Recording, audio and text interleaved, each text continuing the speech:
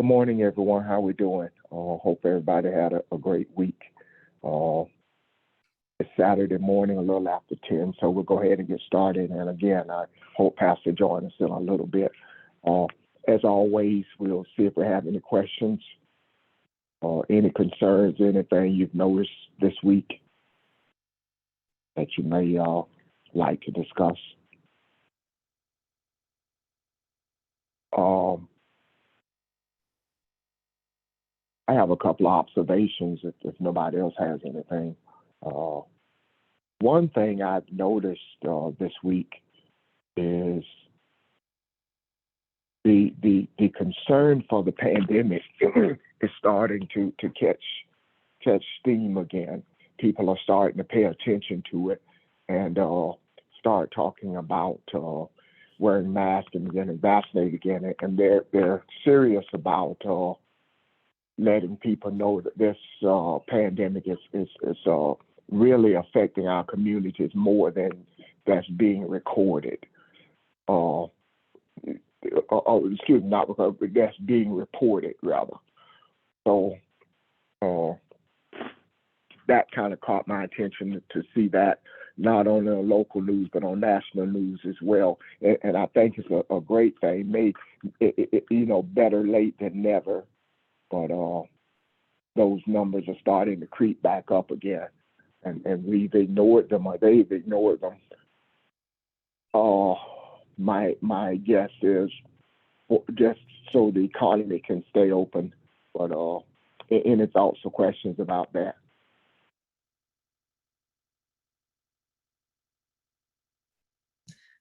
Hey, this is Nick. Can everybody hear me okay? Yes, Nick, we can hear you. Oh, okay. I just wanted to say it's almost in terms of the priorities that this country has, it's almost that this virus will not go away until they're completely realigned. And I think that's part of the reason that we're experiencing it,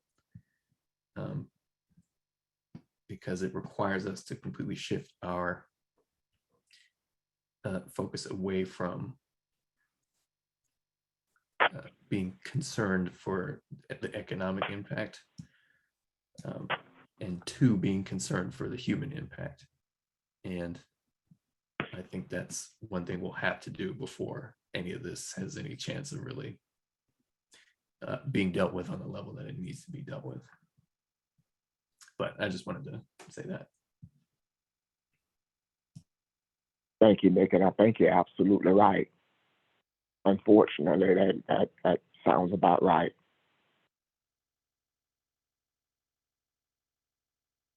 Anyone else?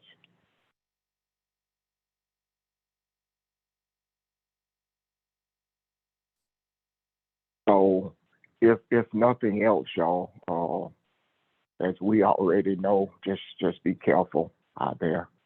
Uh, just be careful, and we all have to go to work.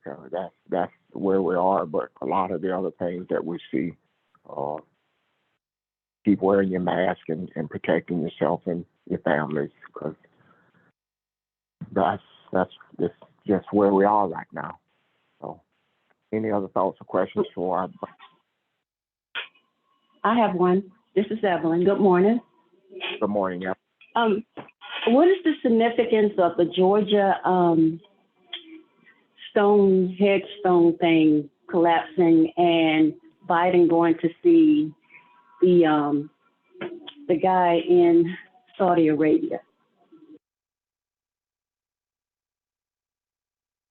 Now the Georgia thing, the stone thing, I'm not familiar with. I haven't read that. So does anyone have any insight into that? Anybody familiar with it? Bring us up to speed. Hey, this is Nick. Yeah, I can speak to that. And also anyone else can jump in, of course. But so has anyone heard of the Georgia Guidestones? That's what those stones are. Yes. yeah, it was a monument somebody built not too long ago, but it's basically think about like a much smaller Stonehenge with words inscribed on the stones in different languages. And I forget, I think it's like, think of 4 large stones with one smaller one on top. And then every side of every stone has a different language with something written on it. And I can't remember exactly what the words say, but they say things like, we should keep population at around 500 million across the globe. We should live in harmony and balance with nature. We should sort of not be too caught up in religious dogma and other things like that. So amongst what you might call conspiracy circles, there's a lot of theories about who actually erected this monument. And it's not exactly known, although the name, quote unquote, of the person who erected it is known. And that name is, what was it? It's R.C.Cution or something like that. Let me look that up real quick. But basically it's a kind of a play on words, and it sort of obviously means Rossecution. Okay, yeah, the sort of person who erected it was using a pseudonym, and his pseudonym was Robert C. Christian, or R.C. Christian, or Rossecution. The Rossecutions are you can think of them like the Masons. They're a sort of well-known secret society. They're not really secret, but they are one of those kind of closed to outsiders societies similar to the Masons. So it's interesting that the person who erected the Guidestones chose to indicate that the Rossecutions were part of that. Now, as I was mentioning, so amongst conspiracy-minded people, there's a lot of interpretation as to the purpose of the Guidestones. And I believe that amongst most of sort of conservative people who are into sort of esoteric and more conspiratorial aspects of our society and the world, they believe that the Guidestones are very negative, essentially. So, for example, they think that something like the Illuminati or Name Your Evil Secret Society built the Guidestones and intends that the Guidestones be some sort of like marker for their desire to dominate the world. So I don't know if we know much about who blew it up, but it was bombed not too long ago. So the monument itself, one of the large stones was destroyed. And you can sort of watch the security cam video. It looks like somebody ran up to it, planted something, and ran away, and then one of the stones exploded. So I haven't done too much research into the nature of the group that put this monument up or person. I have multiple feelings about it. So it is, well, let me stop right there and just ask if there are any questions at this point. Does that make sense based on my description? It does, Nick. Yes. I guess my question is, though, was this something sanctioned by the state or by the government? What was the location? Where did they put this? I don't think the state sanctioned it. I think it's on private property. But this is located, let's see, in Elbert County, Georgia. And it's big. It's like 6 granite slabs of stone standing upright. Well, now it's fewer because one of them got destroyed. But you can look it up. It's kind of interesting. So the monument is at various times has at various times been vandalized, and people like spray painted it and stuff, because, as I was saying, amongst the conservative, conspiracy, and more esoteric minded people, there's the idea that this monument is a monument that is evil, somehow related to the so-called New World Order, the Illuminati, etc. So I believe it's probably one of those people who blew it up, or blew up one of the stones. And as I was saying, I haven't done too much research into the nature of the person who, or group of people who put it up, but my initial feeling is that this thing is not, it's not meant to be some sort of monument to world domination. And the reason I believe that is because it's the conservative, conspiracy-minded QAnon types who are always targeting it. And they are, as we've said in here before, onto something, but for the most part, confused and misguided. It is mostly a sort of egotistical project with the core of some realization that something about this country and the way we do things needs to change. That's correct. But for the most part, it is an sort of egotistical groupthink project. And it's my theory anyway that one of these kinds of people are the one that blew it up. And as I mentioned, there's multiple languages on each side of the stone. There's English, Hebrew, Swahili, Hindi. Oh, let's talk about this. There's a bunch of languages. And of all the languages, guess which stone got blown up? The Swahili Hindi language slab. I believe there's some either Japanese or Chinese on there somewhere as well, but I don't know. So I don't believe it's a coincidence that it was the African language slab that got blown up. And that leads me into my sort of other interpretation of what's going on, is that in their sort of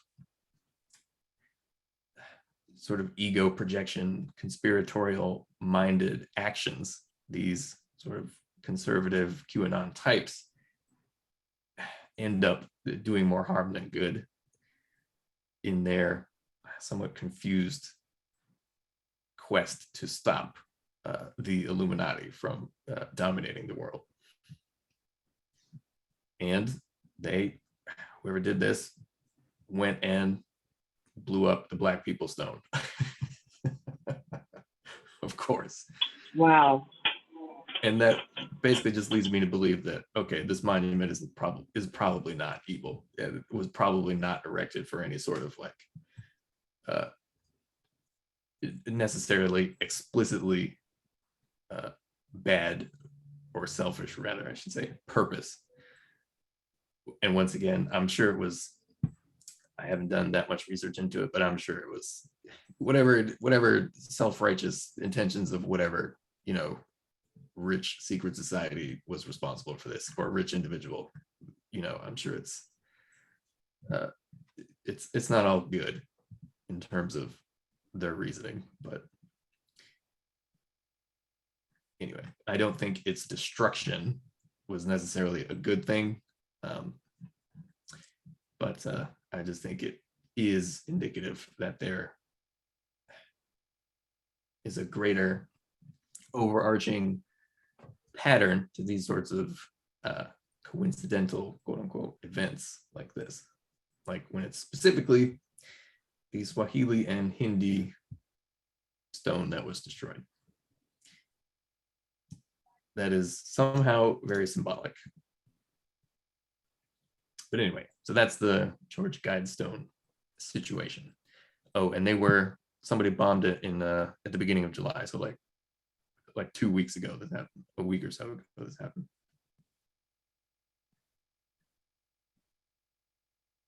Okay, thanks, Nick. That was thank you. Bringing us all up to speed, at least bringing me up to speed. I didn't know a lot of stuff I didn't know. Evelyn, I know you had two questions, but did that address your first question? Yes. And the other one was about Biden going to Saudi Arabia to meet one of the princes. Yeah, a lot's being made of that fist bump. What do you guys think of that? He was, I guess everybody thought he would have a more hardline approach to this meeting, and it did not come across that way. At least he says that it did. He was pretty firm, a matter of fact about his questioning, but the meet and greet certainly did not come across that way. What are you guys' thoughts on that, and what does this mean? What do you think it means?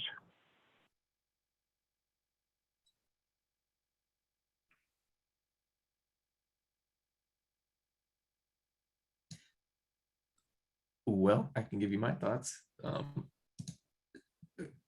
Basically, regardless of how hardline people say they take a stance on our relationship with the Saudis, ultimately they control a very large, or they have a very large economic interest in the United States for a variety of reasons. So it doesn't matter what ultimately we say politically, we're going to go pay our dues to them regardless. And the whole relationship between Saudi money and American political class, the American political class, is one that goes back to I forget exactly what, like the entire sort of British and American petroleum and overarching petrodollar economy. This is in many ways part of the, if you want to think of an axis of economic evil in the world, this is two sort of axis powers meeting each other, us and the Saudis. And our relationship goes way back to sort of the modern development of how this sort of negative controlling economic force that is sought to dominate the world has expressed itself since, I don't know, roughly the 70s. Yeah, the 70s with the Carlyle group with the Bushes, and then George Bush Sr. having a vested interest in oil, and he established a lot of the relationship with the Saudis. If you want anything that could be said to be the Illuminati, right there. That the relationship between all of the moneyed interests around oil and gas and politics, and how those two things relate to each other, and also the intelligence agencies that are part of that relationship. That is your Illuminati, essentially. Well, if I'm wrong, Nick, please correct me. It seemed like he was crawling to get over to Saudi Arabia. It's like, I don't know, I just felt that he was like, I know it's all about business, the money, but it's like he was crawling to get there. I mean, it's like, yeah, I just can't explain what I'm feeling about that, how I felt about that. Yeah, I'm sure he may personally dislike them. Well, maybe, but it doesn't matter. Under the current system, you go pay fealty to them. And it's the same thing with the government of Israel, essentially. You will pay fealty to them because of a variety of internal and external political, social, and economic things. And we will continue to do that until the entire system is no longer what it is. And Biden is very much a president of that system. So he follows the rules. So is that kind of like kiss the ring symbol? Absolutely. Yep. Okay. Yeah. Sorry. Evelyn, this is Richard. Yeah, just to add on to what Nick said. I mean, it's not hard to imagine. Biden, for all his more superficial intentions or wishes, he's just in a mind frame. He comes from a background. He's part of a worldview. There's no other way to do this. There's no other way to act to China. There's no other way to, maybe even India and Russia. So breaking those molds, so to speak, and looking at things a new way, which is part of what some of the younger people, let's say in Congress, are pushing for. It's just the older, more established mansion and all of that. They don't know how to get out of it. They're not even trying to get out of it because it's what they know. But if I can steer the observations a little off in the context of the question of what went on this week that was of interest, I've been kind of interested in this lawsuit brought by this rabbi in Florida. That's basically a First Amendment lawsuit against the government, the state government, for ultimately abortion, claiming that it violates his religious freedom. And what made that increasingly interesting to me was, I think it's last week, I noted or read that he's been joined by a Buddhist and by a Muslim imam in additional suits. So I find this a very interesting and I think somewhat positive, because it involves more groups of people, of course, way of trying to deal with and push back against some of what's happening. And I'm interested in following that to see whether he gets beat down or whether in fact there is something that these evangelical Supreme Court judges have been sort of cornered, coincés, as the French would say, cornered into having to deal with in a way that they don't like. But because of what he's brought and the way he's characterized his suit is something that you're going to have to work very hard to get around not seeing as a violation of the First Amendment. It hasn't gotten much coverage. Don't know why, but maybe it's early. But it's something that I find, and maybe you too, if you can catch it in the news, it's an interesting story to follow.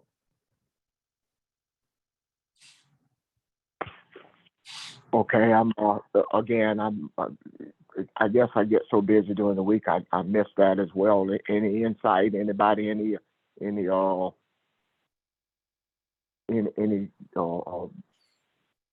information about that, or how do you view that? First of all, let me back up a minute. Sorry, Pastor, I don't mean. I want to make sure we answered Evelyn's question, and she's okay. Because she had a question on the table first. Yeah. Evelyn, you're good? Yeah, Ron. I am. Okay. I am. Did you give them Okay. this little piece that you give them also? We don't have that. You guys mute your phones, please, and we'll Pastor, you want to pick up? You had an answer for Richard. No, I wanted to ask a question about, have you spoken in reference to the group of Christians who came together and declared that they're going to take their country back? No, we have not addressed that. We hadn't gotten to that. I was actually waiting for you to get on to bring that one to the table. Okay. But before you do, though, Richard had a question on the table about the lawsuits that the rabbi brought. Yeah. There was any insight into that, or anybody have any comments on that before we move on? I agree with Richard that not only is it a bold move, it's necessary and it's very positive. And the reason I say that is because the people who are bringing the suit is opening the eyes of others. Pastor, it's Because- hard to hear you. Okay, the people who are bringing the suit are opening the eyes of others because in actuality, the only reason that the abortion issue was dealt with is based on Christianity, period. And there's another group, Richard, that who are filing suit also, and their lawsuit deals with the separation of church and state based upon them being non-believers. So they are coming at it from several different angles to deal with this. And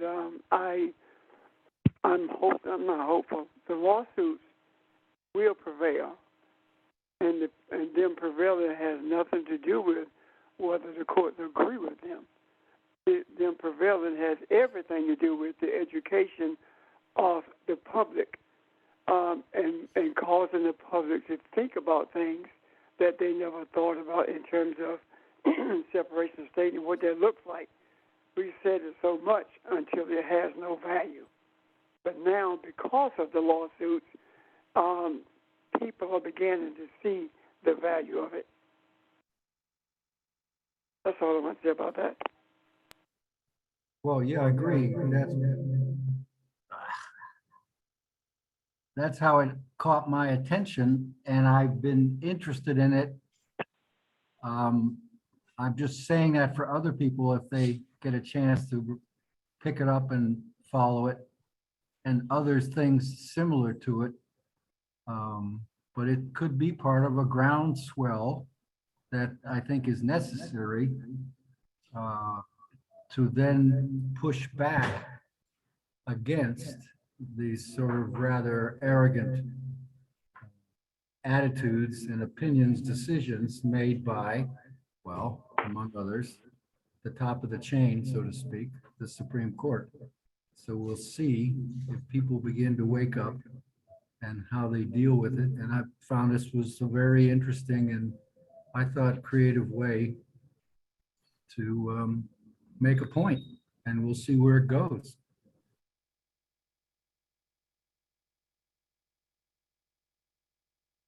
Thank you, Richard. Thank you, Pastor. Any other thoughts or questions, guys, on those topics? Any other thoughts or questions that you may have? I know Pastor has something on the table that he'd like to bring to us. Pastor? Okay. in Georgia, a group of evangelicals met, and the purpose for their meeting this time was to decree that they are going to take the country back. And they proclaim that the Constitution have been given to us from heaven, and that America's executive branch of government will honor God and defend the Constitution, and the Constitution will be a righteous Constitution. But this is the kicker. This is what all of them agreed to. This is the declaration that all of them recited and pledged to defend.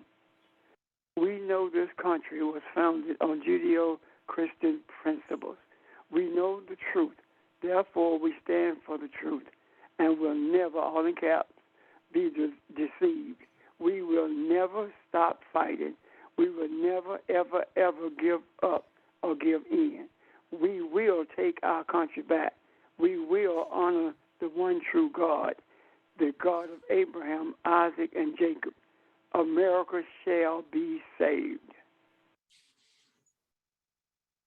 That's the view of those evangelical Christians. So they also, one of the guys also made a statement that patriots and believers around the nation will unite as never before under the common cause of love for country, God, and taking a stand for the nation. What does that sound like? This sounds like 1877 stuff when the Southern evangelicals made a decision that they were going to remove all people of African descent from power. And the way they did that was through the Klan and their brutality, their lynchings. And a lot of us look at that as being back in the day, right after slavery. But you must understand that continued up to the 60s. At least the 65 is not later than that. So for almost 100 years, there was a fight to keep black people out of power. And this declaration that these evangelicals made in Duluth, Georgia, is no different than that. I'm not taking this lying down, neither am I attributing it to people who doesn't know any better. Why? Because it's dangerous. This white nationalist, this white Christian nationalist movement is extremely dangerous. And the danger of it speaks to what happened from 1877 forward. What happened is they had no problem snatching Africans from the streets and lynching them. They had no problems driving into African neighborhoods and shooting them up. We are the vanguard for overpowering what they are attempting to bring together. Also, the major difference is that they had rifles, now they have AR-15s. The lynchings are not simply by rope. Lynching is being dragged to death, as they did this African man in Texas. Lynching is being shot down at a grocery store. So I don't want us to lose sight of what's been done in the evangelical church. And I also don't want us to be fearful of what I just said, because we are not people of fear. We are people with the courage to speak the truth because we know who we are. And our speaking the truth and making declarations about the true nature of humanity and the true nature of what Elohim expects from us, expects from its creation, we are the ones who must stand strong. This is the only way that we have a chance of avoiding, of overcoming the brutality of barbarians with a Christian overtone. Thank you. Questions or comments? Pastor, I'm glad you said that, because fear is being pumped into the universe by a lot of people, and a lot of people are scared. And I'm glad you made that statement about we shouldn't fear.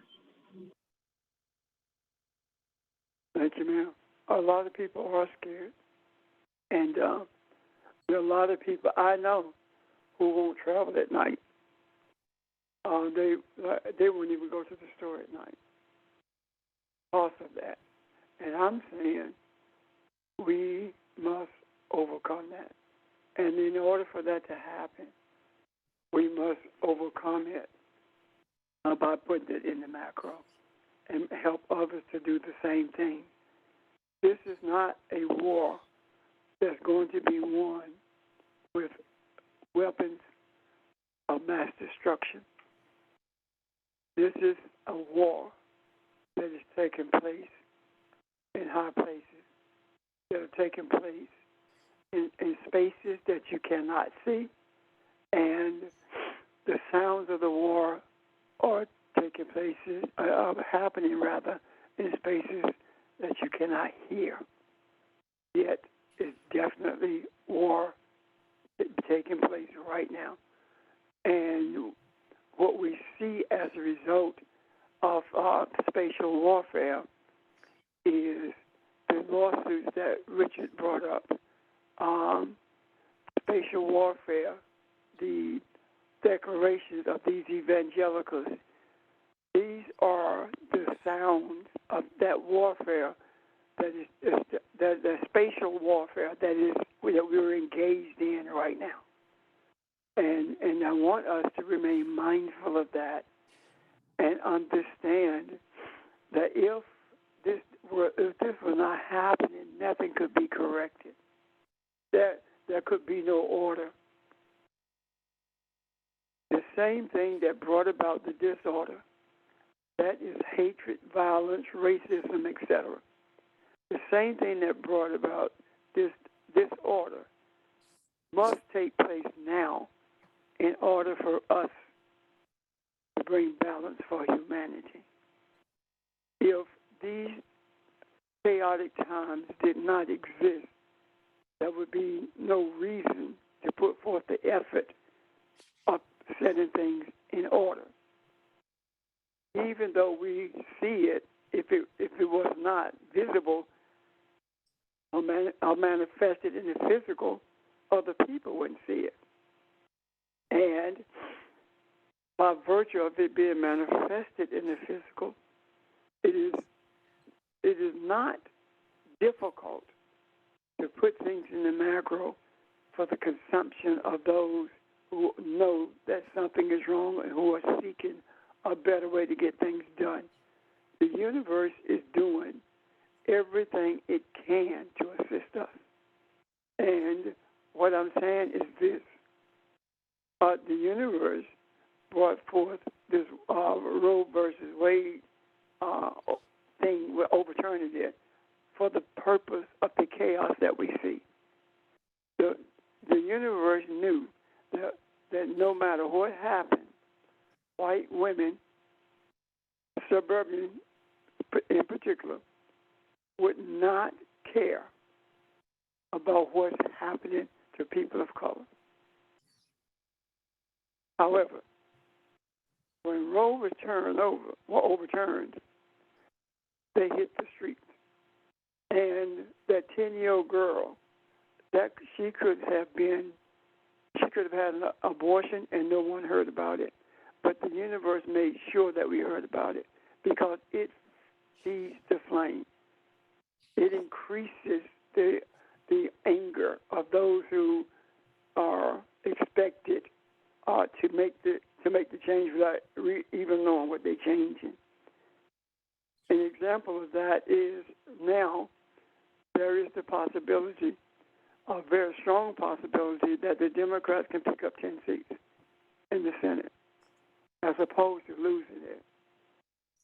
And the House is right now teetering with Republicans have less people there, even though they're gerrymandered. And that's because the universe has guided Trump to endorse people. For example, Warnock could not have a worse candidate running against him than what he has, all chosen by the man who is actually no different than the one running against Warnock. So these things that are taking place are not to cause us to be unsettled, but the things that look like they're not going to manifest are the things that we have to hold on to the belief, the knowledge, the understanding, the knowing that they will manifest. And I'm not choosing a Democrat over a Republican. What I am choosing are people who are more susceptible or to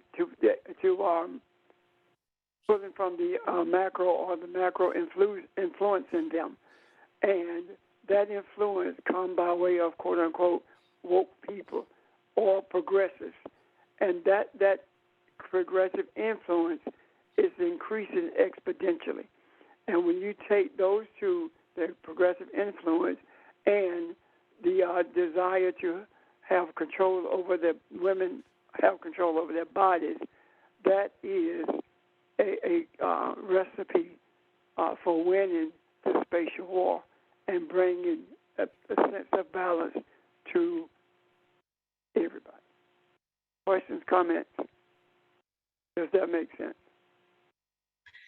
It makes a lot of sense to me because I've been comparing them to the Taliban for the last few years. And now I see in the media, they're calling them the Christian Taliban. So, and it's a direct analogy with the Taliban because, to take our country back, that means, so to speak, putting Africans in their place, putting women in their place, and then having all these men who are supposedly chosen by God to make all the decisions for everybody. So Christian Taliban is appropriate. I agree with you 100%. And let me add to that, Mom. They love the Taliban. They love all of that. It just happened. There's the thorn in their side is that they happen to be Muslim. If it was some Christian group doing the equivalent somewhere in the world, they would be all over that.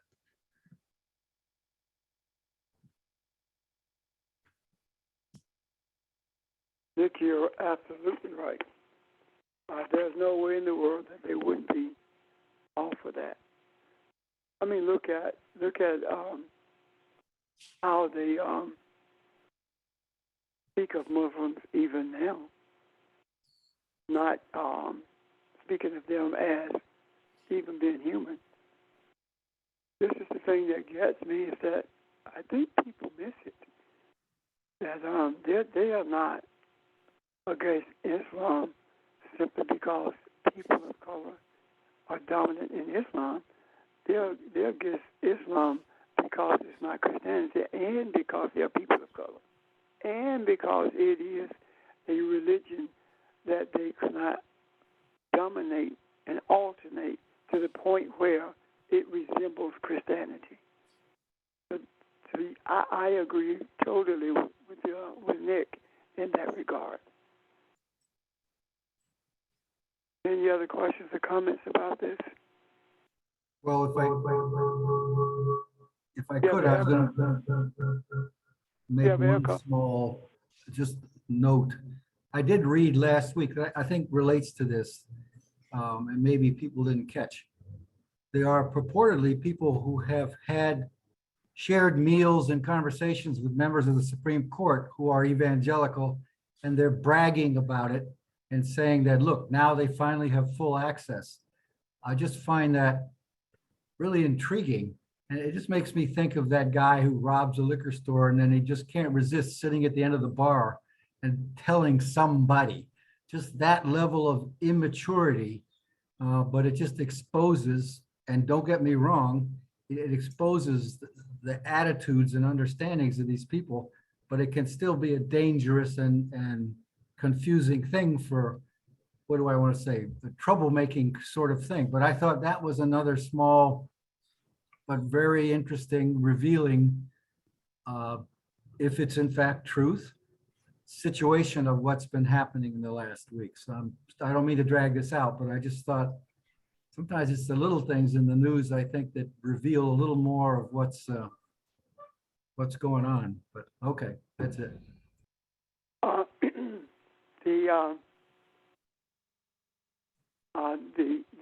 dinners that they had with the Supreme Court was a replica of what happened with Dred Scott decision, because there were evangelicals having dinner with the justices then, and the evangelicals were questioning how could a slave bring a suit against a white man, and that's when the decision came down. There are no rights that a black man has over a white man, basically, and saying that his great grandfather was African and non-citizen, therefore he was not a citizen. It's a revealing decision, and if you were to read it, you and go to court when there are African males in court, you will hear pretty much the same thing, just articulated in different words, but the results are the same, and the message is the same.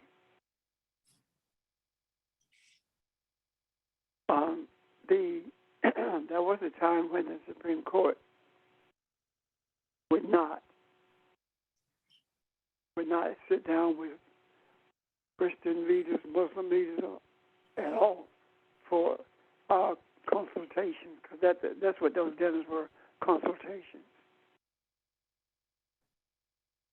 But now they do, because they have a majority of Christians on the Supreme Court. Christian nationalists, I should say, on the Supreme Court, who are dealing with things that goes back to 50 years being set as a president. So what's the importance of that? The importance of that is that that we had to be shown the interconnections between the government and state. I'm going to say the state and Christianity, or the state and religion. It is the state and Christianity that are connected, because the state does not recognize any religious principles that are not Christian-based. So this is not a fellowship or not a joining together of church and religion. That is wrong. It is the church and white evangelicals. That's what this is. You don't see any African churches sit down with Supreme Court justices. You don't see an imam doing it, neither do you see a rabbi. This is all about Christian nationalist pastoral meetings with the seat of power. If you understand how the government works, the three branches of government works, you will see that Congress can pass anything it wants. The Supreme Court can say it's unconstitutional. So where is the power? The Justice Department, or the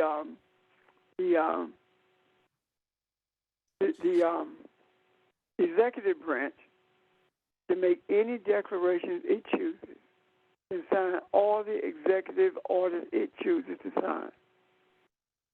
And the Supreme Court can deem them unconstitutional. So where's the power? For 50 plus years, the Republicans have been moving towards a time when they could stack the courts and, quote unquote, take their country back. What white women don't understand or don't think about is there was a time when Africans could hold office, but they couldn't. There was a time when Africans could vote, but they couldn't. Males I'm talking about. And when they got the right to vote, it was not a right to vote for black women, it was for white women. The idea of settling the vote for people of color came in 64, 65. There is something else that the news media will not cover. And that is because they are in lockstep with the government. The Constitution says that the state should choose the time, the place, and the method of voting in their state. But there's a caveat to that. And that caveat is this: unless the Congress decides to pass a bill that tells states where to vote, how to vote, etc.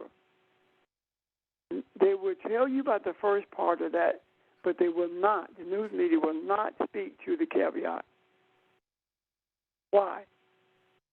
Because the caveat is saying that the states only have the rights that Congress allowed them to have.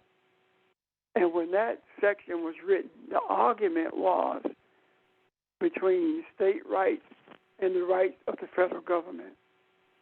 And in order to reach the compromise, that section I think is I don't want to venture to say which one it is, but that section of the Constitution is a compromise, but yet it still gives the federal government total power over voting structures and the voting laws for every state in the nation.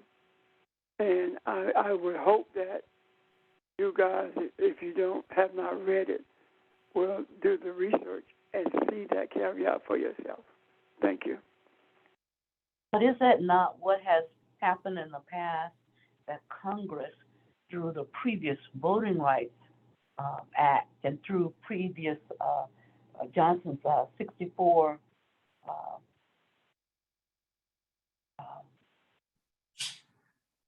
anyway, in 64, where they talked about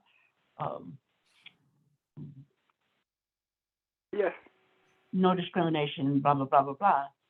That's, for that period of time, Congress did exercise its authority over states. And Roe was another one, in a sense, from the Supreme Court perspective. But the issue is, through this period, all of that has been unraveled and dismantled by ultra-conservatives or conservatives. And so in the chaos that seemingly it is present now, what you're saying is that the Congress still has that opportunity, but there's so much other stuff going on that people don't see that. So our opportunity is, because it's known, that we make sure it's in the macro.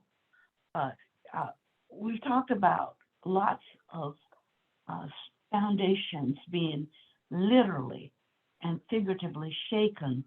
Well, why not the Supreme Court too? The Supreme Court was designed as one of the three branches of government for the people. And if it's not doing what it needs to do for the people, not for a minority of people, as they are bantering to right now, but for the people as a whole, the right thing for the people, because it's right to do, then we need to put in the macro as well. The fact that the Supreme Court needs to be shaken up, so be it. So what if a sitting Supreme Court judge has not been impeached before and thereby removed from office? Well, if it's time to do that for the right reason, that's what needs to go in the manual. Or if it's time for whatever other changes need to occur, does that mean stacking the Supreme Court? Whatever.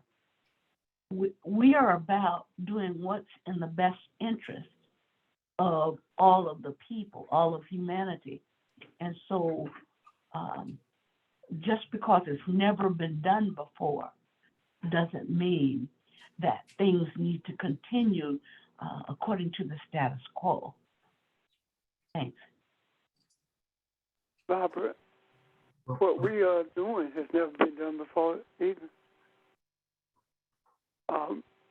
They have this system of bondage that's never been addressed from the spiritual side.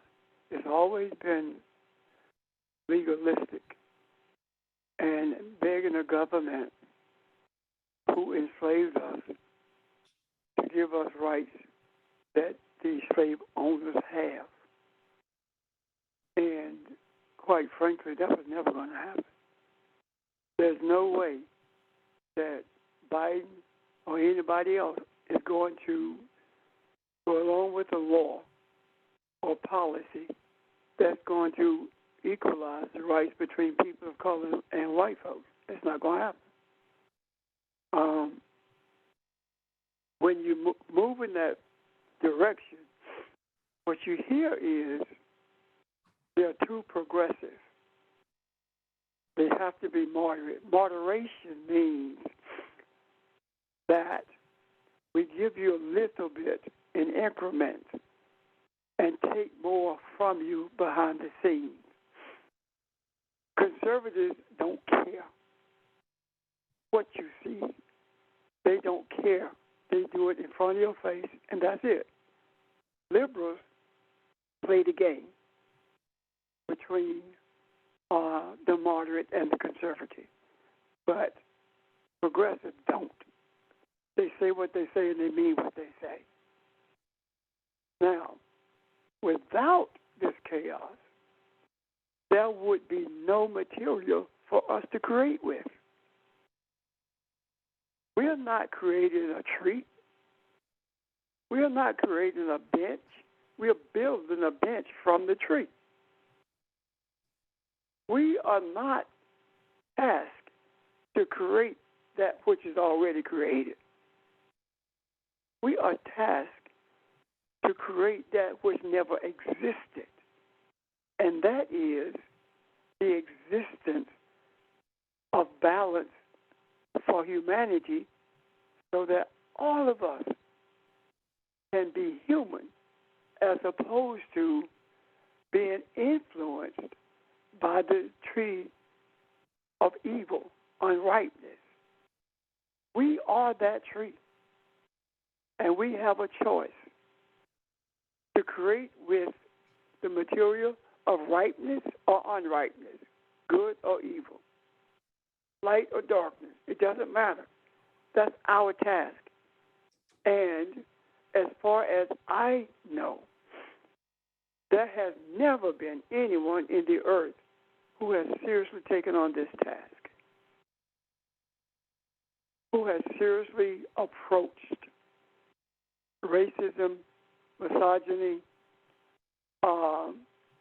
bigotry. Nobody that I know of has approached this from the perspective that we are, and that is 100% spiritual, based upon the understanding of the mindset of those in the East, our ancestors, who understood the relationship between the universe and the earth. Understanding it and doing something about it are two different things. It is my belief that they were given that understanding for such a time as this. With that understanding, then their enslavement was not there in terms of what Europeans did. And from the time that Europeans came into action, we see that Palestine was destroyed. Jesus was lynched. We see that since that time, the Eastern understanding of the scriptures have been have been bastardized. We see that, and all of it was for this purpose of being the creators in this earth.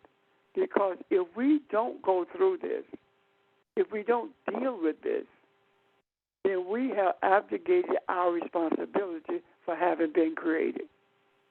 We were created with these bodies so that those things which are spiritual and those things which are physical could become one. Just as there is unicity between the body and the spirit, there is supposed to be unicity between the energy of the earth and that of spirituality. It is our responsibility to make that happen. And we can only make that happen if we understand the scriptures first. But just as important, we must understand the history of it all and see the correlation between what is and what should be. And we need to purge from our memory the principle that we were taught that you cannot mix religion with history. You cannot mix religion with government. That's what we were taught. But all the time, history was being hidden so we would not see the spiritual essence of it. The only part of history that we see have been shown was Frederick Douglass, Harriet Tubman, not mentioning anything about the spiritual nature of both of them and their efforts. We have not seen the spirituality of the church ever until now. We have seen entertainment. We have seen the bondage, but we have not seen the freedom.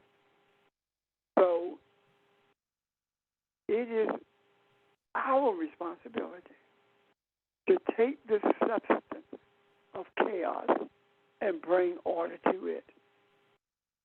We are living in a time that I long to see. We are the keepers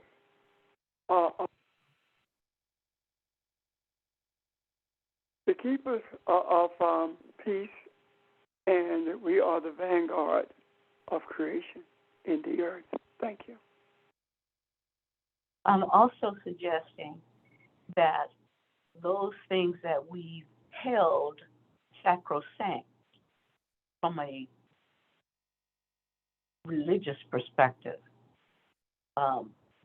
that by putting it in the macro, the foundations even of those things are shaking. For instance, another thing as it relates to the Supreme Court, I don't know if anybody saw it, but the fact that several of the justices, Kavanaugh, and I think it was Alito, during their confirmation hearings, were fairly adamant that Roe versus Wade had already been upheld over time, and that there was no need to do anything relative to that. But what did they do? They voted to reverse it. And so implication is that they lied under oath. Well, the bottom line principle spiritually is that we are all accountable for what we say, and it doesn't matter who we are, whether it's a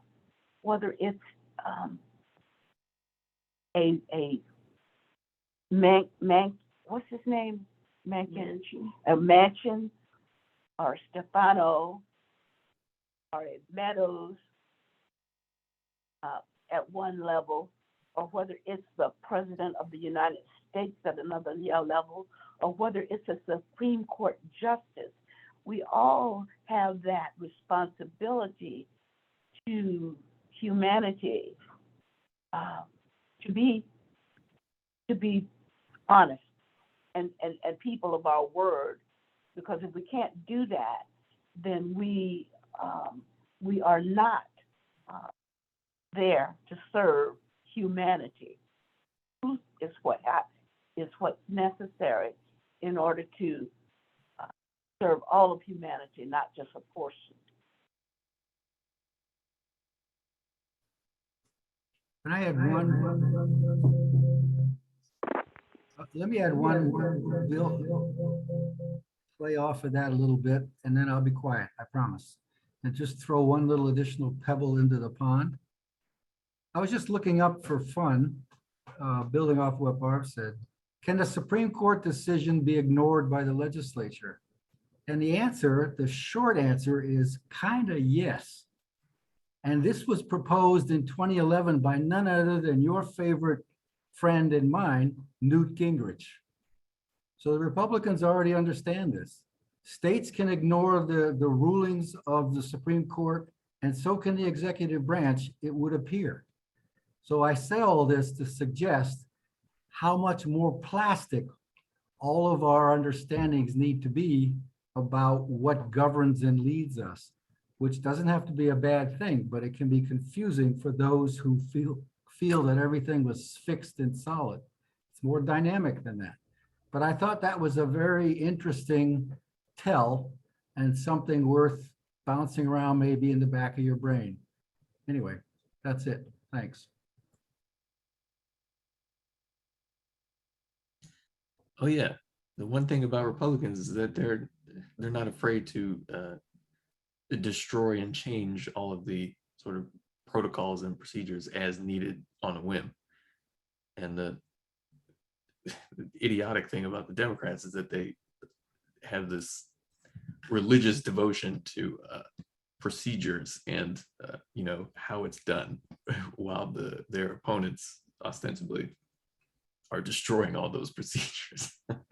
they really want to clean the rug, and the Republicans are busy trying to pull the rug out from underneath them. You're absolutely right. That's a beautiful analogy.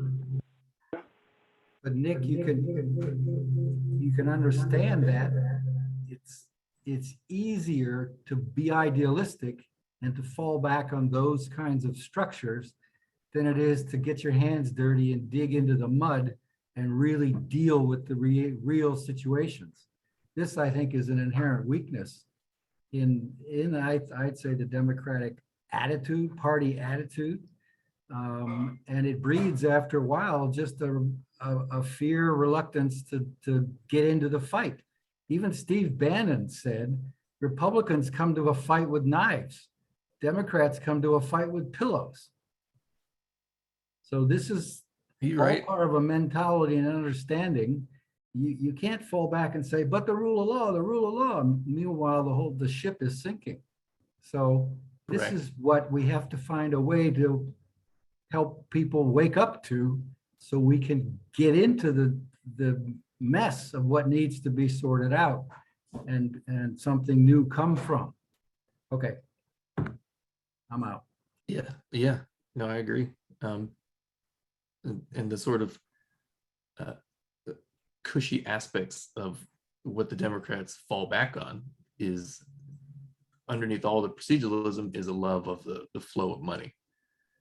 And that's why, just as a little bit about how fascism arises, the people who are supposed to be opposing it, in our case, generally sort of kind of the Democrats,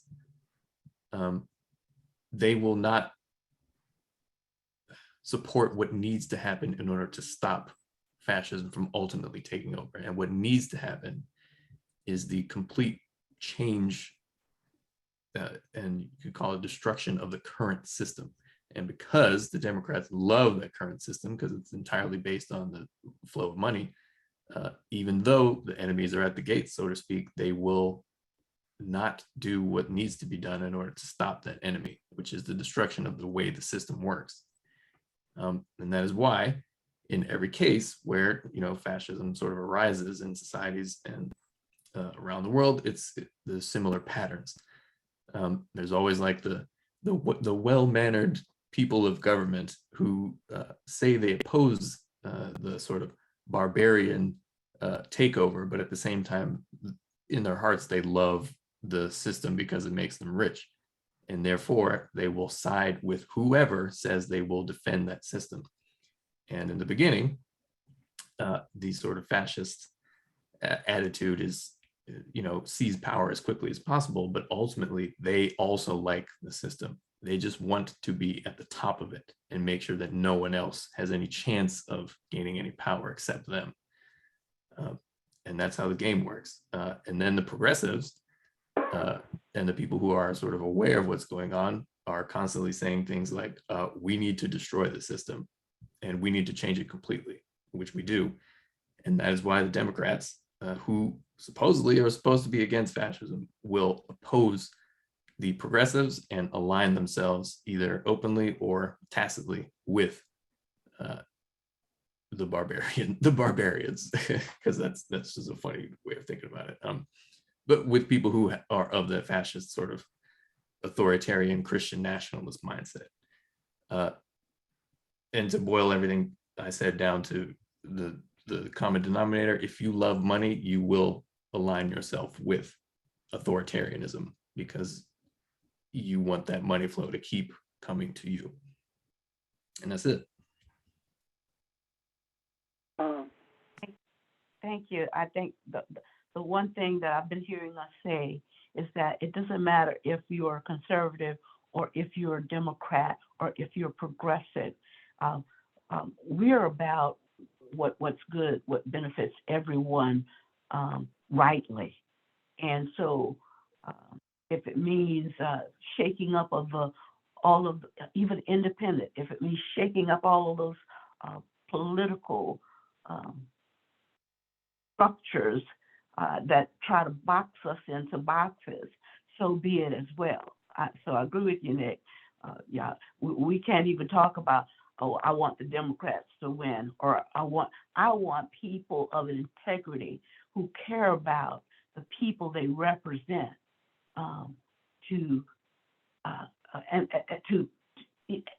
to be morally of a level where money is not, the God of this world is not what they think of first.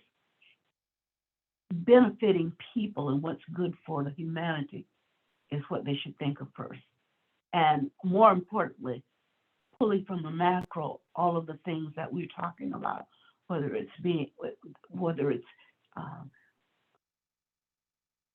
supporting peace or supporting health, supporting people worldwide who need food security or whatever security they need. That's what we need in office. And not only here, but worldwide.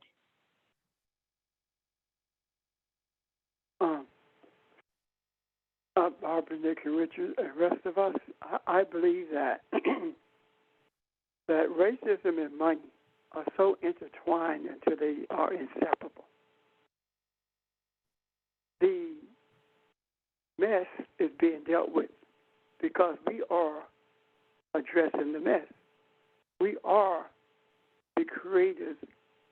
We are the ones who bring in order to this mess, this chaos. Keep in mind, piggyback on what Barbara is talking about, we don't look for anybody to win or root for anybody to win. We simply desire order for humanity without determining what method should be taken in order to get that. Manchin is not the only one.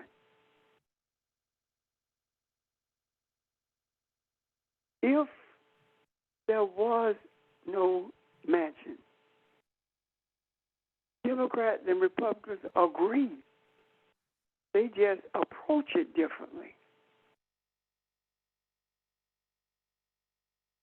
Think about it. Why is Biden so weak? It's because Biden thought that he could be president, but he doesn't know how. If it had not been for him being the vice to Obama, he would know absolutely nothing about how to be president. And that's why his leadership is so chaotic. That's the reason he makes a decision about one thing today and something tomorrow. Consistency is not his strong trait. He is no different than any other Caucasian president from the Democratic side than it is from George Bush or Ronald Reagan, for that matter. The only one who is different from the Republican and the Democrat is Donald Trump. And his specific mission was to bring us to this place of chaos, giving those who are seekers of truth the material that is needed to mold society into a society of unicity. Exposing and extricating, exposing everything that needs to be changed and extricating it. Think about it this way, as was said earlier. The so-called progressive and woke people are trying to bring the system down and must do that. The system is racist. And you think Biden doesn't know that?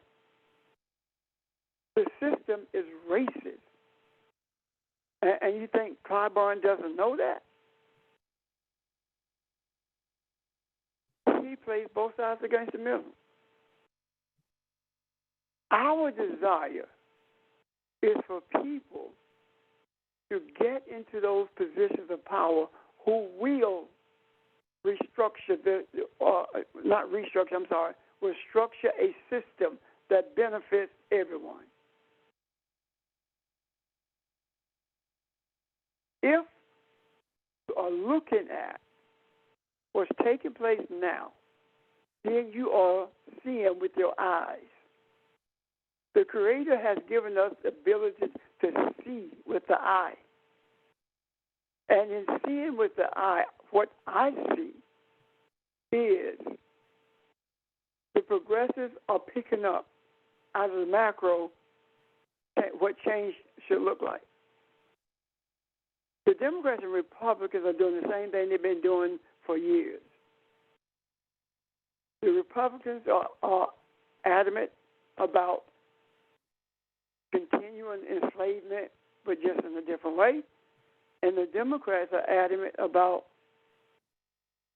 freeing the enslaved, but not seeing the enslaved as being equal to them. That has been the case since the abolitionists and the slave owner. That's been the case forever and a day. It hasn't changed. So our Creator, the universe, of whom has given us the insight to be able to see what's happening and to embrace change, even though we don't know what it looks like. The identity of change is not the identity of a Democrat or Republican. the identity of change is the desire for harmony, regardless of how it comes. Is there going to be bloodshed? Yes. There are going to be martyrs. And the reason there are going to be martyrs is because there are people who have to see things with their eyes before they start searching for a better way. And when they are open for a better way, that is when they are open to receive from the macro. It's not that the truth is evading them. It's that they are evading the truth. And when you get pushed in a corner, you begin to see what's available. And it doesn't matter whether they call it the truth or whether they call it a new way of seeing things. It doesn't matter. What matters is that the revamping of a racist system takes place. The revamping of how we see economics. You should not desire to be poor, but you should not desire to be rich just for the sake of being rich. The desires when it comes to economics must be for humanity to be sheltered, fed, and protected. How that looks, don't know. Because when you look at the so-called safety net, without regard to what they say, with regard to what they say, you see something different.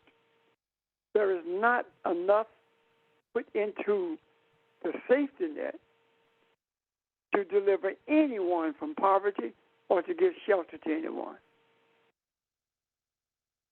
The whole idea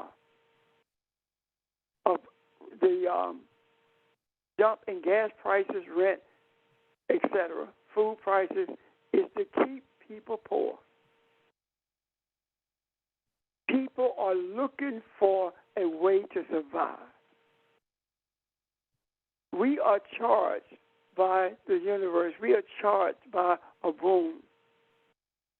We are charged to make sure that when these people are searching for a way to survive and feeling the pressure of what we call of inflation, that they will, in their search, find the true nature of the source of their poverty and begin to put forth the effort and energy to change, to make the system more beneficial, the safety net rather, more beneficial to more people. Because there are definitely people who need it. However, there are also people who abuse it. And we cannot destroy help for others in order to keep someone from abusing it. My belief has been for years, even before I understood things the way I do now, you cannot steal from me because what I have came from a divine source. It doesn't hurt me for you to steal from me because you're not stealing from me. Everything I have has been divinely delivered. And if that is the case, I don't own it.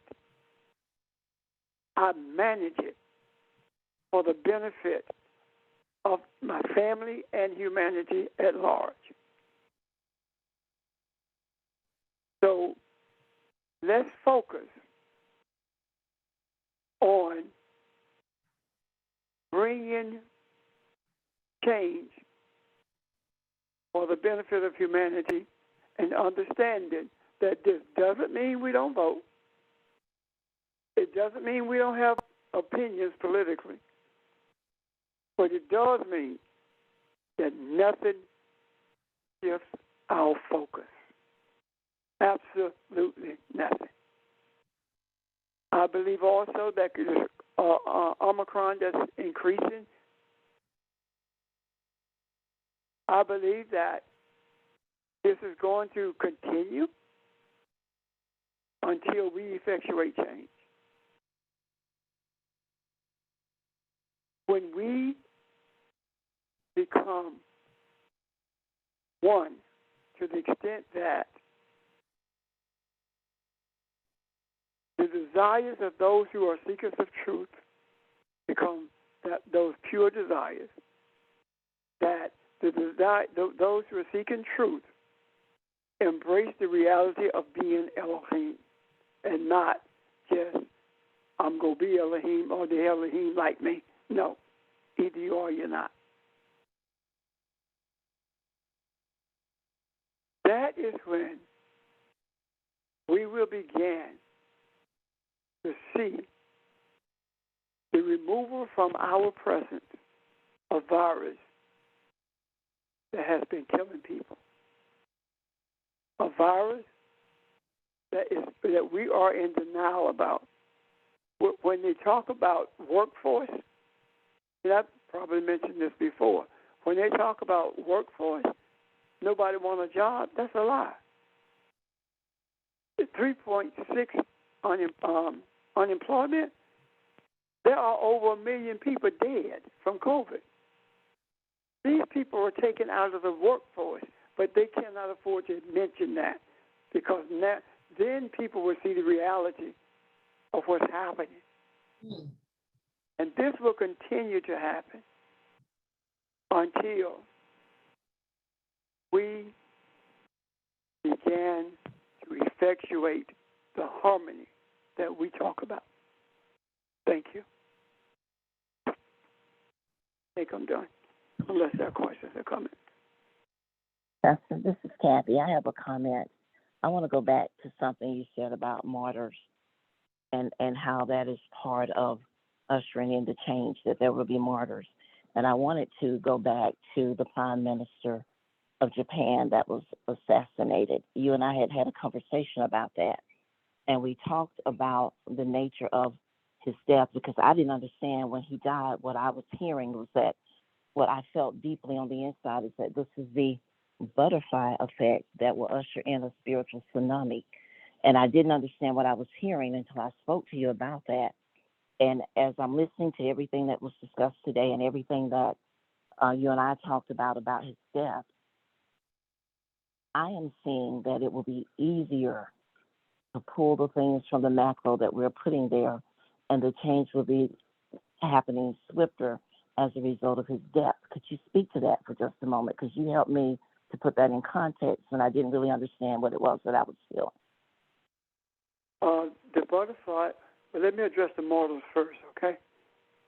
When I speak of martyrs, I look at George Floyd first,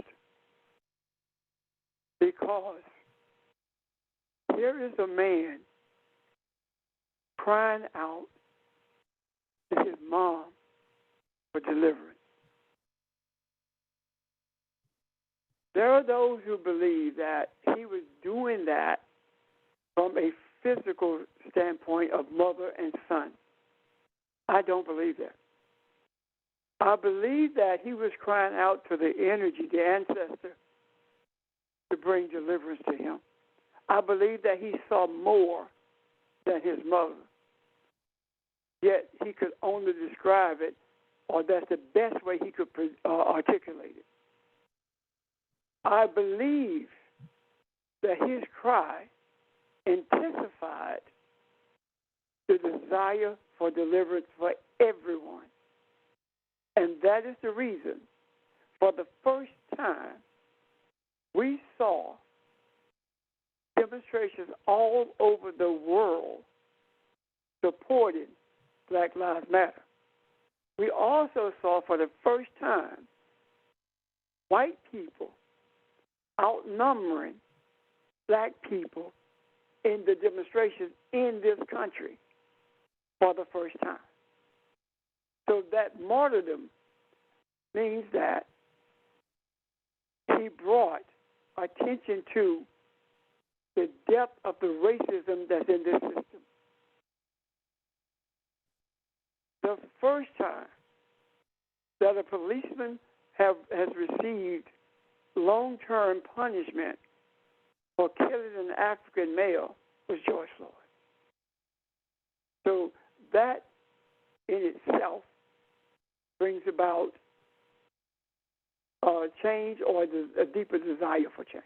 Now, as far as Abe is concerned, his death, and I had not thought about the butterfly effect until Kathy told me that's what she was hearing and didn't understand. It is a butterfly effect, but not like a storm. It's a butterfly effect in that people in authority, governmental authority, are going to experience the same thing that he did on a larger scale. There's going to be mass removal from authoritarian positions or positions of authority that men have all over the world. And that removal is death by the cessation of breathing or death by taking all your power from you. I believe that this butterfly effect we are going to be able to see it simply because we are discussing it, and we have the right, according to the scriptures, to mention, or to say rather, or desire what we need in this earth. The universe is assisting us in every way, and our desire is for that butterfly effect to begin immediately, to remove people from power one way or the other. It does not matter whether it's the way Abe was removed or the way presidents are removed, meaning that it doesn't matter if McConnell dies, it doesn't matter. Or it would be more of a death to him if he lost total control in the Senate. That will represent the butterfly effect of death to these people who are in authority for themselves, for their race only. This would kill McConnell if he lost power in the Senate. And him losing that power would give the progressives more opportunity to continue to receive from the macro and articulate how this restructuring will take place. Does that make sense? Are there any questions or comments? Is it clear? That? Yeah, this goes back to what we initially talked about months ago, the by any means necessary phrase. So by any means necessary, whatever needs to be done that for the benefit of mankind, we said so be it. You're right, Barbara. And now what we are doing is speaking to it in a specific manner, so that, excuse me, we will recognize it when it takes place. Think about this. What happens if everything that the people in power expect to happen by polling be totally different? The the majority of the people who are running in these elections, we must pay attention to them. The majority of them are progressives, and they are running against people who are not electable. Does that make sense? Yes. Kathy, is that clear with you? Yes, absolutely, because based on everything that was said today, I really do believe we're purposeful this time, and I believe that everything has already been set into motion. And now we just got to be alert and aware to see it and recognize it as it is taking place, because it's not something that we are hoping for. Steve's daughter, her husband, Steve Korean and Black. Okay. Please mute your phone. What I was saying is, I know that we've been talking about the difference in knowing and hoping. We are so far beyond hoping. We know these things are getting ready to start to play out, and that's why it's so important. Oh, Kathy. Oh, Kathy. Would everyone check? She was going to. Everyone, please check your phone and make sure they're muted. Thank you. Okay, Kathy. No, I was just saying that's why I didn't want us to miss the importance, because everything connects, and we've talked about that so many times, and we had not discussed the assassination of that prime minister, and that's why I was asking you, how does this connect to everything that we see happening around us and everything that we've spoken about today? And I definitely draw a line and a parallel with everything that we've discussed today, and I see it. And I want us to not miss that everything is already set into motion. And when you describe the personality of that gentleman and how he was, what you described to me when you talked to me about the prime minister, was that he was like one who brought balance, because he could get along with Trump and others when everybody else couldn't even get along with Trump. And when I began to see that balance had been touched, that made me think, okay, so that sets everything into motion spiritually. And we should expect, we've been talking about being awakened, being woke, being this, that, and the other. It's already here. We are awakened to this now. I feel it will be easier for us to access that rather through the macro, and to pull into this realm everything that we need for everything that we've talked about today to happen. It's already here. We just need to make certain that we stay in a position to not get bogged down with, like we talked about earlier, like Evelyn was saying, she was glad you mentioned fear. Don't get into fear, frustration, all of those other things. Just stay balanced and just be. And so I wanted to kind of tie all of that together. So thank you. Thank you. Are there any other questions or comments? Because I want to ask something of Nick. I just wanted to quickly say, as a reminder to everyone, earlier from the onset, Nick was describing the difference between the Republicans and the Democrats, and he made that analogy of Democrats just wanting to clean the rug. And then just now with Kathy mentioning the part about knowing versus having, faith or hope.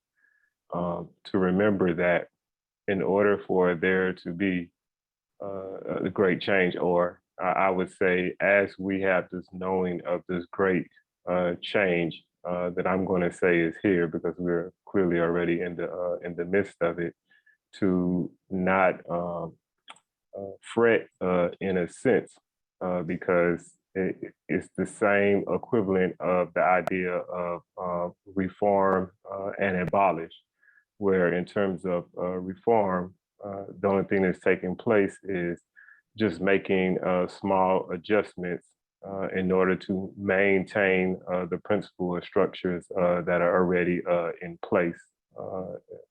Reform meaning little small tinkerings, whereas abolish means no replacing everything with a new framework, new intentions, desire, mission, etc. In mind. So I only say that, like I said, to bring comfort in that knowing when what may be viewed as chaos is present. I'm finished. Thank you, sir. Appreciate that. Any questions about, comments about what Sheldon just articulated?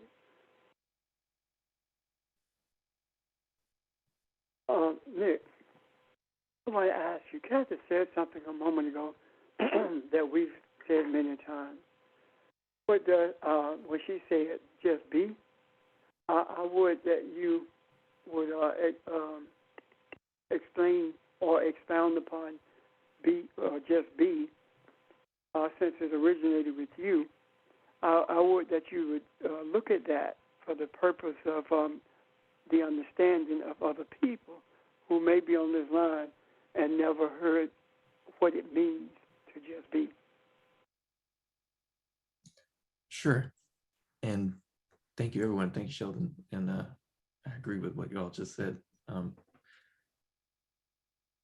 So to way back when I was when we were physically present in South Carolina, I wrote that set the direction of your intent and then just be on the board.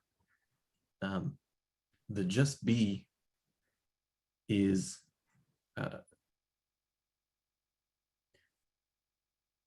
in many ways holding an intention and holding a vision within your subconscious to the point where it becomes incorporated into your foundational sense of being. And let me explain. What we're trying to do with all of this sort of societal and political stuff that we're talking about is understand the spiritual roots of all of it and understand how we have the ability to insert ourselves and to influence the spiritual roots and foundation of all of what we are seeing. And the method by the method by which you can affect spiritual change is through your intention, through your focus, and through your being, as opposed to your necessarily physically doing.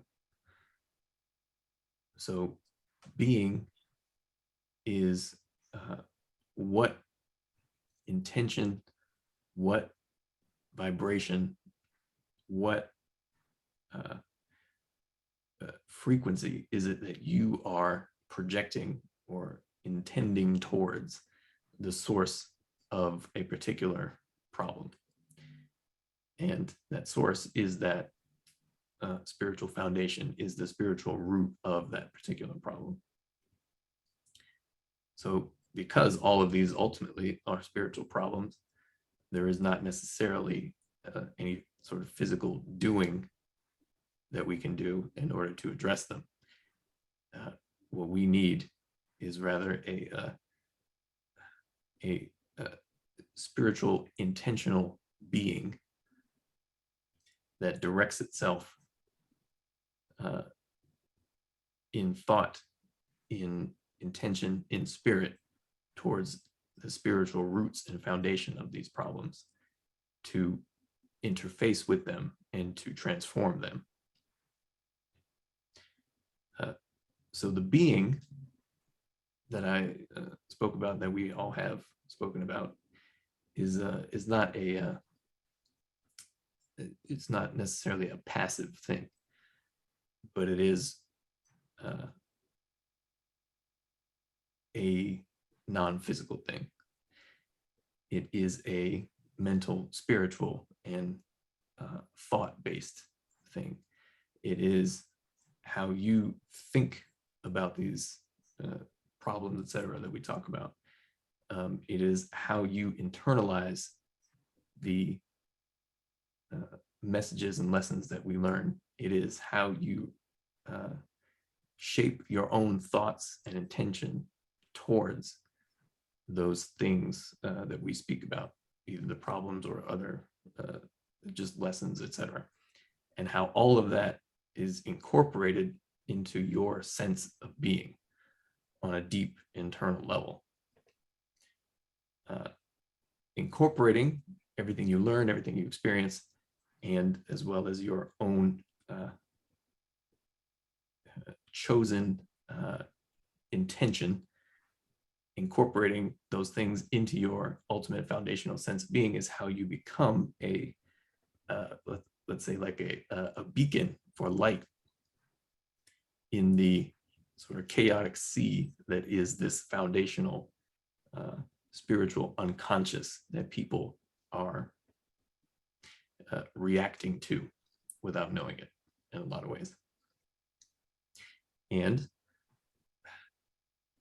I believe a lot of the sort of friction that we see between people is well, within the context of our society today, especially with the rise of these sort of open authoritarians and open people who want to dominate and control everything that is not them, is a direct result of there being a much greater pushback against them on this foundational spiritual level. If you've ever heard the phrase, you cannot stop an idea whose time has come, it is related to that, because the idea on a deep level is taking root in people in our society and around the world that we don't have to live this way. We do not have to have these people. It could be anyone. People with selfish desires do not need to be positioning themselves in places of power over us for any reason. And I believe that that idea, which is taking more and more root in the sort of spiritual foundation of humanity, is the thing that is causing so much friction. It is the thing that those sort of selfishly oriented negative people and behaviors are trying to fight against and stop from spreading. To put it in terms of sort of the Christian religious context, every year that Jesus still hasn't come back, they will get more extreme. And that will sort of force us to be even more rooted in this idea that, or this sense that there is something else, that there is something more foundational to our being that needs to be put in a position of authority, rather than these people who have sought authority for selfish reasons. So being is a choice to direct the nature of your own internal environment and sense of self in response to whatever you encounter, externally or experientially.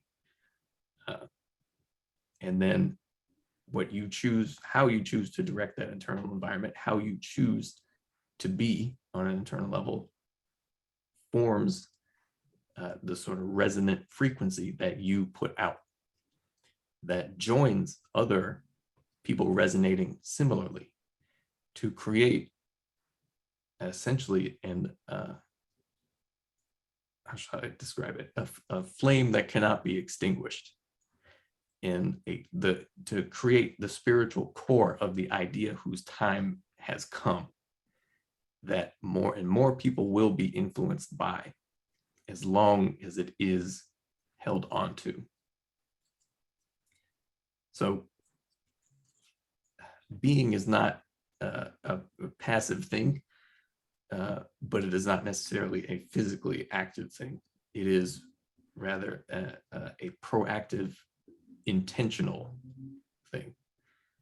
And there's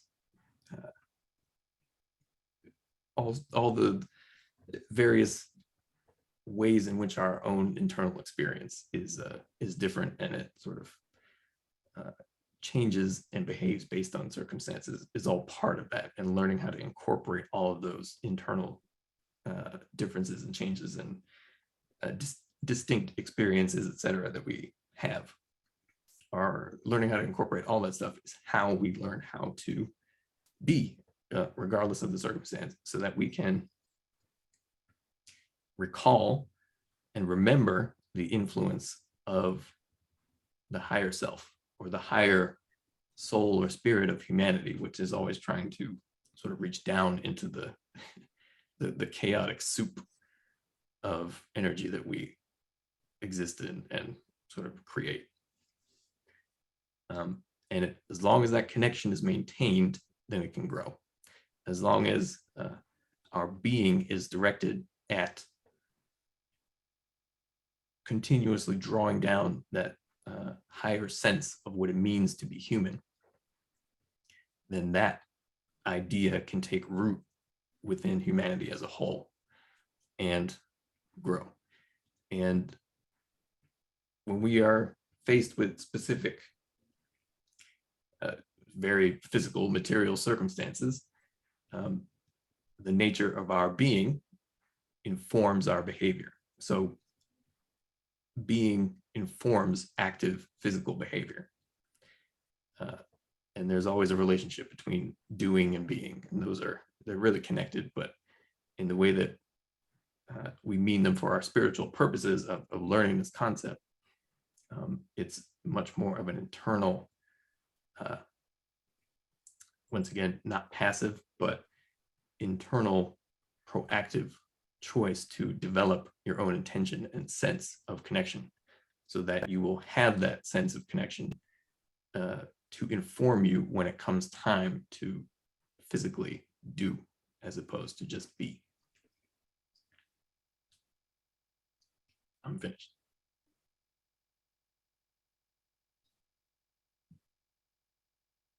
Hello?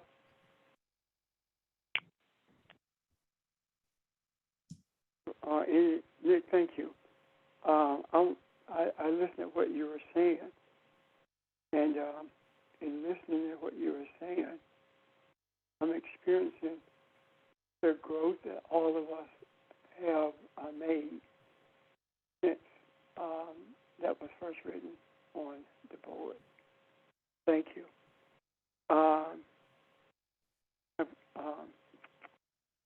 Ron? Before you go forward, I definitely concur with what you just said in terms of the growth and the understanding and how much more that means now, and how it's actually involved. And if I can add to what Nick said, not changing absolutely anything, but just add it for others who may be still trying to grasp, or in order to grasp on a little bit more.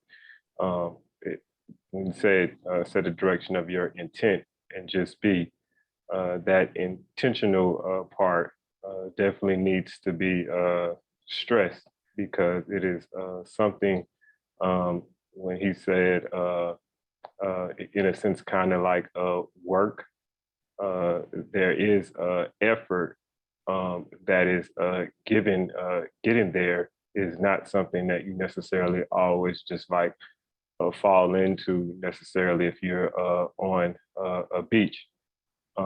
It is a decision to have or walk in your daily life for while going through experiences, deciding that I'm going to do this from my higher or from my whole self. And I'm going to deal with this situation, as it may arise accordingly. It involves when you find yourself, when we find ourselves not doing that, even being reflective and asking ourselves why, but not why to put ourselves down or to say that we failed, but why so that we can make a correction and we can get back on track, or get back to, like I said, a higher or whole self. It is, of course, that Michael Jackson song, being well, the man in the mirror, or the change in the world that you want to see, except not even approaching it from the change that you want to see, but experiencing first or now in the moment the world as you see it, and as you automatically see the world, then it being an extension of what you expect the world to be. So that harmony, that peace, that constant growth mindset, not thinking that things are stagnant or anything that may be in front of you is in any way permanent. All of that is in set direction and intent, and just be. Is as if you are intentionally experiencing, for lack of better words, or maybe a perfect word, on the other hand though, a paradise or an ideal situation at that particular moment. When he talks about the inner state of being connected to the actions, our actions come as a result of whatever we're doing in terms of where our state of being already was. So for example, if I'm just doing anything and someone says something to me, and I may be already have been like, on edge, and all of a sudden I'm triggered and I act out of character and I just jump down someone's throat. That interaction with them in that way is a result of where my inner being already was when that situation arose. And so therefore, all our actions then come as a result, or more so come from a place rather of where our being internally already is. I'm done. Any questions or comments in relationship to that? Ron, it's in your hands, sir. I don't have a question or comment. I think that's a good place to pick up tomorrow, though, because Sheldon said a lot. And as we kind of mold that over what he and Nick discussed, maybe we can start there and kind of see if we have questions or comments tomorrow from that point. Okay? Anyone? We've been on. I think I'm Nick. sorry, go ahead. I think Nick might have had something right quick. I'm not sure. Oh, I was just gonna say thank you, Sheldon. I agree. Thank you. We're talking about a seed you planted a very, very, very long time ago.